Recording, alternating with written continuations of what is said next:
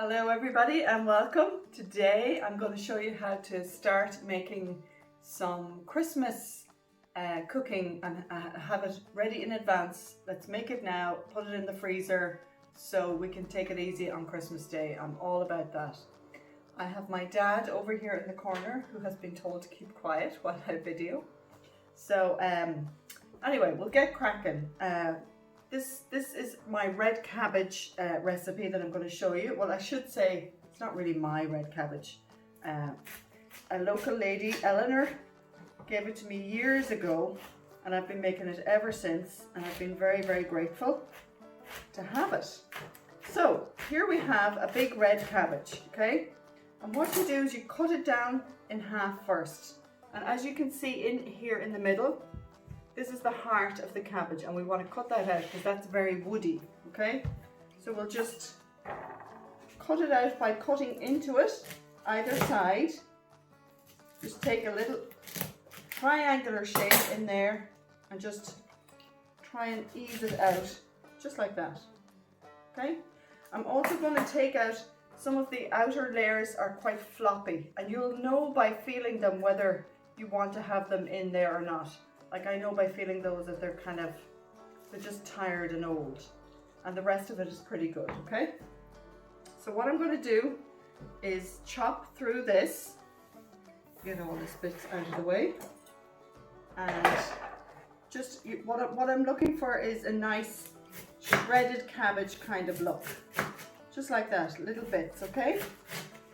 So I'll keep chopping through here. And I'll pop it over into my big casserole dish here. This is my big orange casserole dish that actually is now starting to stain because I cook all my sourdough in here. And once you put it into the oven, it's super hot. It's hard to get all those little stains out. So if anybody has any tips on how to clean this, get all those, they're kind of burnt in stains. Like they're fine, they're grand. So what you're doing here is you're layering, you're just going to put a layer of the red cabbage in here, okay? And the other thing I'm going to put in now is my onions. I have them all chopped here. So I should have said, I have, my cabbage is 1 kilo, but this is quite big. If you want to, you can reduce this all down to suit your own family. My onions, I have, how many onions do I have? I have 500 grams of onions. I hope I'm doing this right. Just in case I'm not going to tell you anymore and I'll put it up on the screen. So I'm putting a layer in there of that.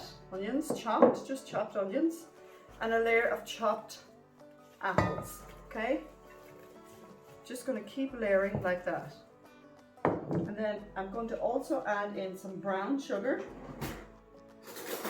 And I'm honestly, I'm not going to tell you what the measurements are because I have doubled and I need to just keep it simple for you guys. I have some minced garlic here, so just crushed up garlic clove. I'm just going to pop in there. And I have 2 types of spices here. I have cinnamon and cloves, okay? So that's going to give you that lovely Christmassy scent all over the house when you get this into the oven. And the last spice I'm going to add is my ground nutmeg, which you smelled a minute ago, Daddy, didn't you? You thought it was lovely? He's nodding in approval. So I like to use fresh nutmeg because I just think it gives a more authentic nutmeg flavor as opposed to the ground one. It's kind of almost chemical flavor, if that, I don't know if that makes any sense to anybody. So again, using my microplane grater, which I couldn't be without. And just be careful when you get to the end, the little bits of woody nutmeg, you don't want to pop them in there. Okay? So the last thing I'm going to add is my wine vinegar. You can use whatever kind of wine vinegar you want. I happen to have red wine vinegar. So I'm going to pop that in all over there. And I actually forgot butter. Here we go. So I'm just going to kind of dot it with little pieces of butter all over the top. I'll bring the camera down so you can just see what I'm doing here. I probably have, I don't know, about maybe 2 tablespoons of butter in there. And if you want to make it healthy, you can leave the butter out. It's not an essential ingredient, so don't worry about it. So just give my hands a little wipe here. And you continue like that. Let me just get the camera down so you can have a better look. You continue to just layer it up like that. Next, cabbage, onion, apple, until you have the whole pot full. So I'll stop the video and continue doing that. So here we go, guys.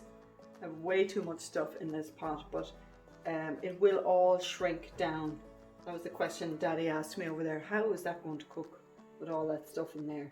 So I'm just going to pop it on here, and I'm going to bring the heat onto it first, which will happen really quickly. Just put it up on a high heat, and you want to generate some heat in there, and then I'm going to pop it into my oven. So I'm just going to pop the lid on that, try and stir it around a little bit first. No, actually I can't stir it, it's way too full. I'm going to have to leave it until it starts to naturally reduce down. This is what happens when you only want to cook once. You don't want to have to use 2 pots and wash 2 pots. Can anyone relate to this? So I'll come back in a minute and show you where it's at.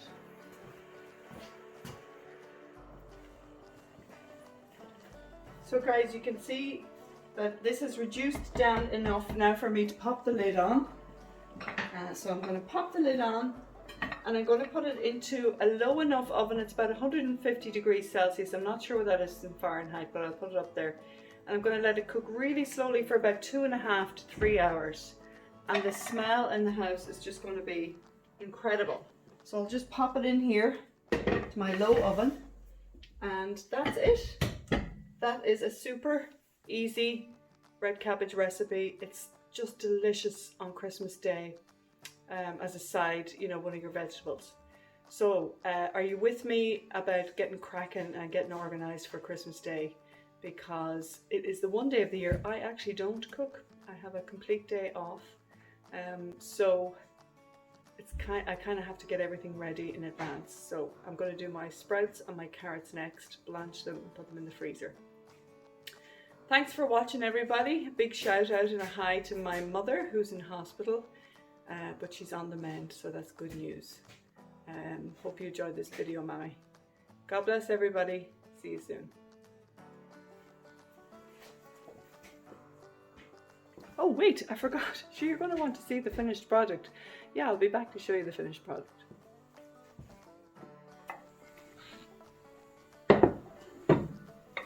Here we go, guys. How does that look?